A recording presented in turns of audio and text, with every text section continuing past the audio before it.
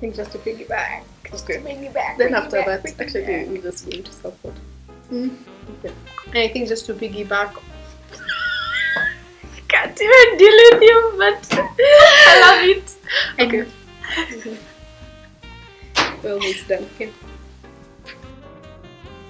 Hey guys, welcome back to my YouTube channel. My name is Sharon and I create content around my passion for the science of beauty and wellness.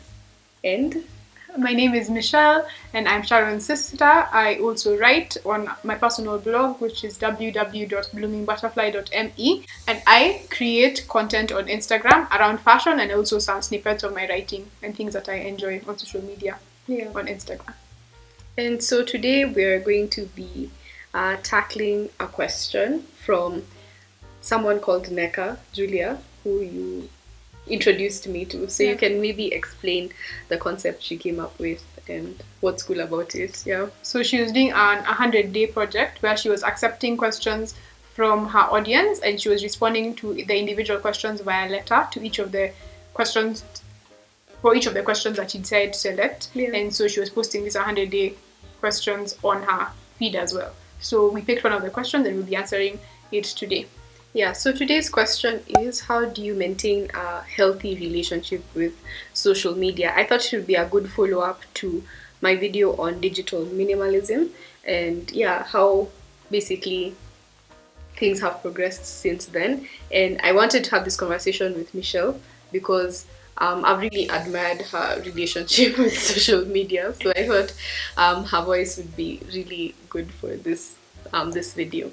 So maybe you can start with like how you create or maintain a healthy relationship with social media. So I think the main foundational point for me is curating my feed, curating the content I'm consuming and curating the content that I decide to create as a creator or to share as a creator. And so for me this looks like the things that I want to see more of, maybe the perspectives that I don't have enough of that I'd like to learn more about, then I make sure to maximize on those things. So basically extrapolating my values from my personal life and from me as a person outside social media into the content that I produce and the content that I consume on social media. So for instance, I value seeing the work, the experiences, and just, the life of Black women, and specifically African women on the continent. It's something that I value now especially. And so a lot of the content I consume is focused on African women on the continent, African women all over the world, and non-binary people just creating content and showing themselves existing in whatever ways that they enjoy. So that's something that's very important to me. So that's an example of a way in which I create my content a lot around that. Yeah. And I think for me, like an anti-version of that point is also just being more comfortable. I've become more comfortable with muting and restricting and following content or platforms or pages or people who do not fit into what it is that I would like to see more of. So it's not necessarily that these are people I do not like or their content is negative per se.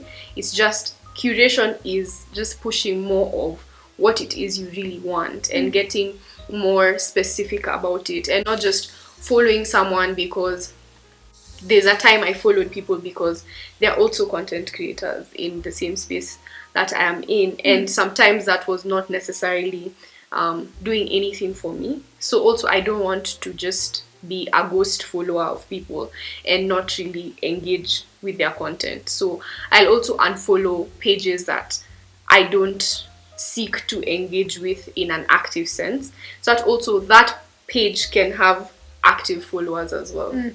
So I think that's been important for me.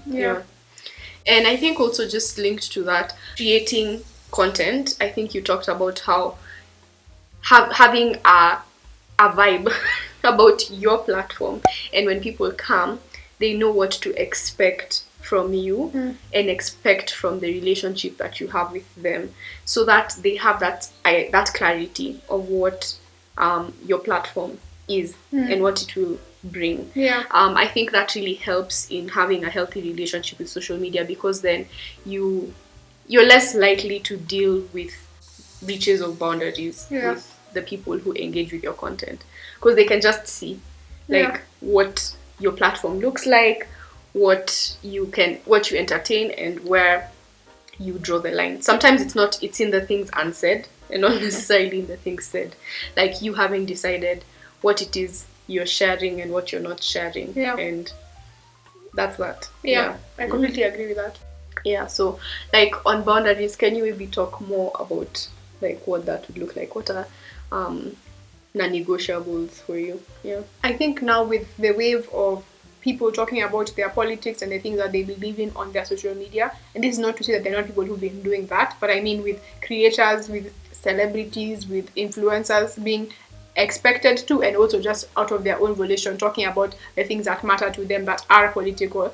I think that also has helped more clearly for me to be able to support people who align with my values and to be able to amplify those people. And for the people who maybe I was following you because I love your cooking or I love your fashion, and then you say something that I that is fundamentally I can't negotiate on that matter, then I'm allowed to disengage from that and not follow you, because inherently I believe that whether or not your particular work is political, that all of those things are intertwined. So whether or not your work is specifically helping Palestine or against Palestine, that those views are part of your work. Your entire person is part of all your work, and because of that, then I choose to disengage people who fundamentally believe in different things than I do.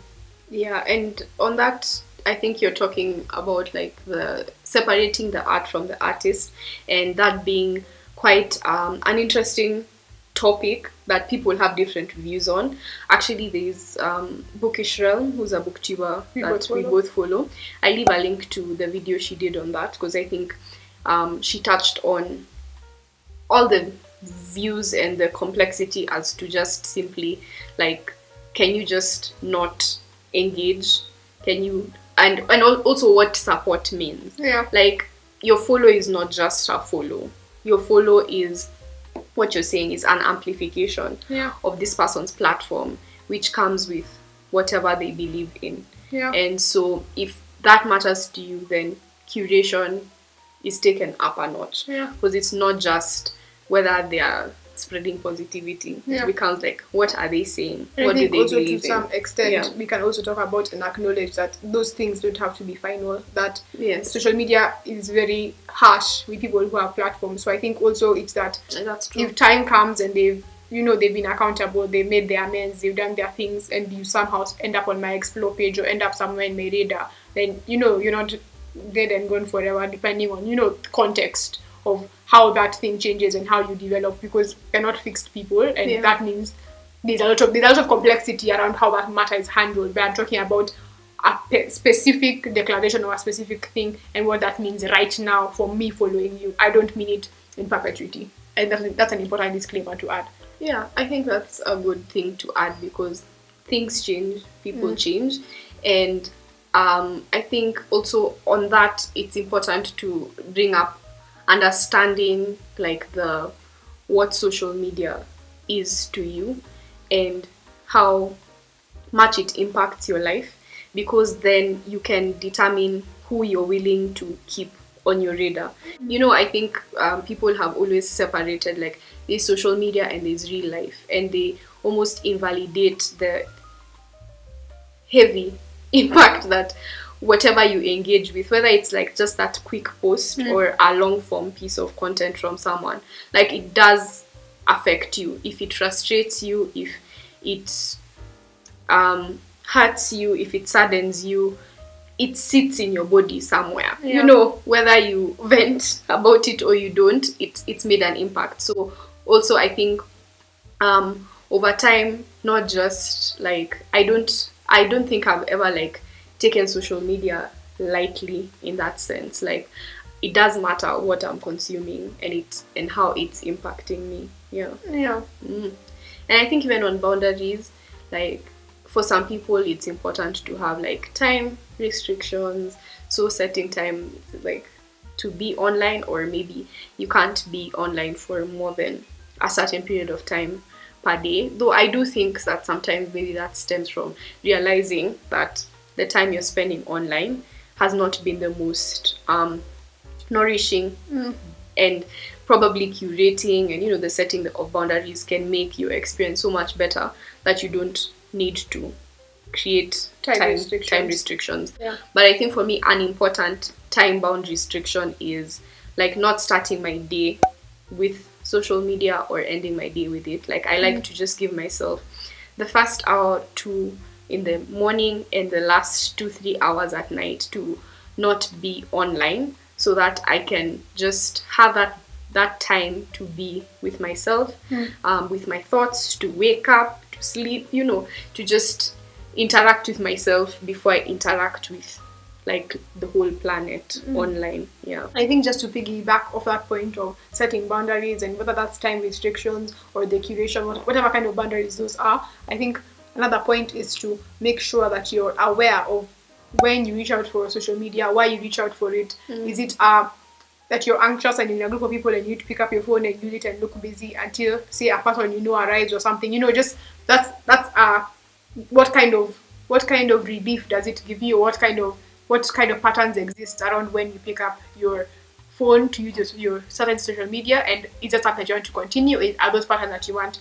to stop enabling? Is there something else you want to be doing? Something that you want to feel is more accessible before you reach out for social media? And just that awareness and being able to be deliberate about, I pick up my phone for this and this and this, or I pick up my phone when this happens. Do I want to continue to do that, or don't I want to continue to do that?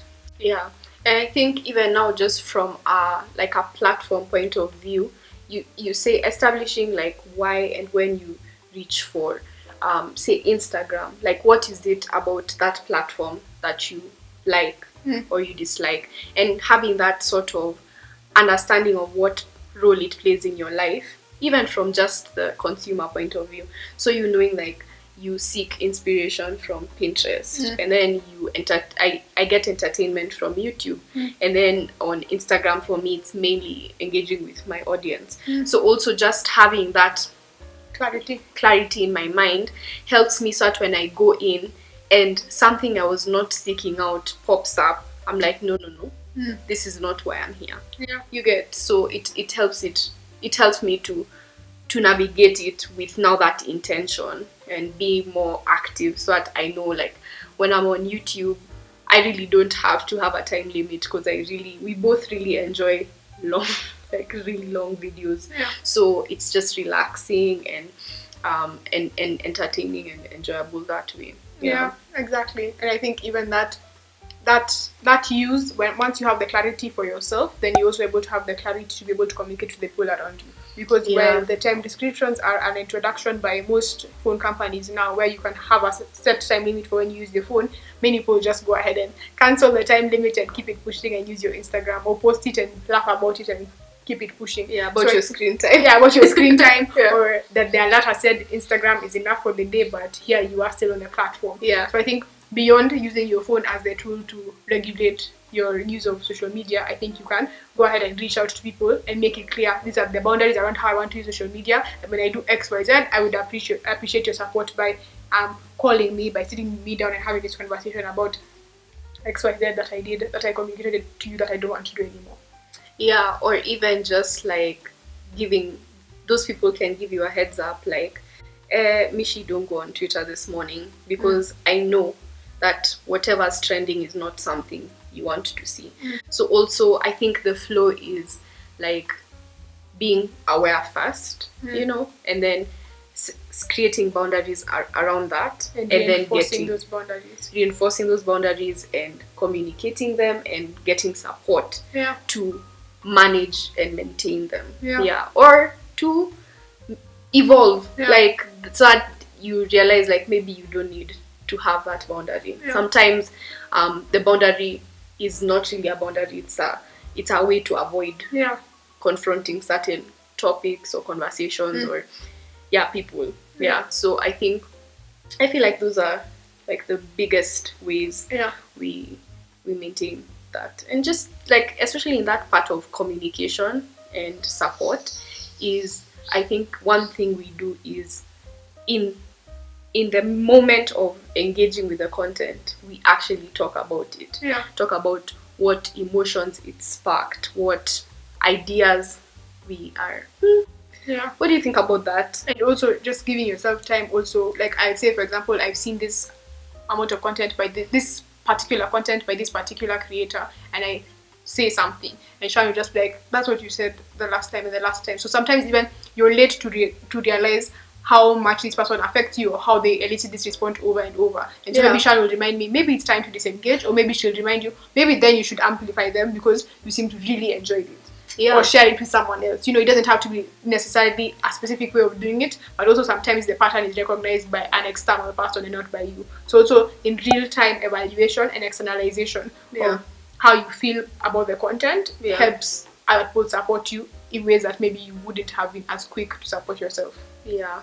And I think if you're alone and maybe you don't get to have that in the moment, after you consume, you can just take a minute to think about how that made you feel. Sometimes I'll take notes as I watch stuff, especially if it's very like informative. I'll just always have a way to like put it somewhere, and then I can come back to it. It can be a journaling prompt. So also finding ways to give yourself time to process and digest, because social media is not built to do that for you. It'll always be giving you more and more and more. So I also don't think it's social media's role to slow down. Which is why I think that, like, I think we've spoken about it before, that social media gives you the preview, or like the prelude, or the the abstract. If you're talking about a paper, the introduction, it gives you the beginning, and then the rest of it is for you to figure out what it means and how it's affecting you. And depth is, it's, you can find online, but there's also offline matters, you know, for you to now have that moment, think through, engage in now discussions in person, and then now settle into your ideas. Do not feel pressured, especially right now, to always have an answer, to always know what to say online and what is going on online. I think this past year has taught us how overwhelming it is to be constantly aware of what's going on in every corner of the world. I don't think we've fully experienced that before like we did during this period. So also for me, it's been important to give myself that break, to give myself that pause, to be like, I cannot deal with this immediately, or I cannot deal with more. So let me just, what you said, disengage, process. If you need help to process, your community can help you. So I think that for us is like the main ways, but we would be curious, like especially this past year, like how has your relationship with social media changed, right? Like with the panoramic and everything, and how has it changed, or has it remained the same? Like, what is your relationship with social media? Is that what you'd be interested in? Exactly. Okay. So thank you so much for watching. Make sure you give it a thumbs up if you enjoyed. If you enjoyed, and then you can share it. And if you're not subscribed, please do subscribe. And always remember, your hair is your crown, your body is a temple. Embrace it, love it, and take care of it. Yay! You got it. Thank you so much. Bye.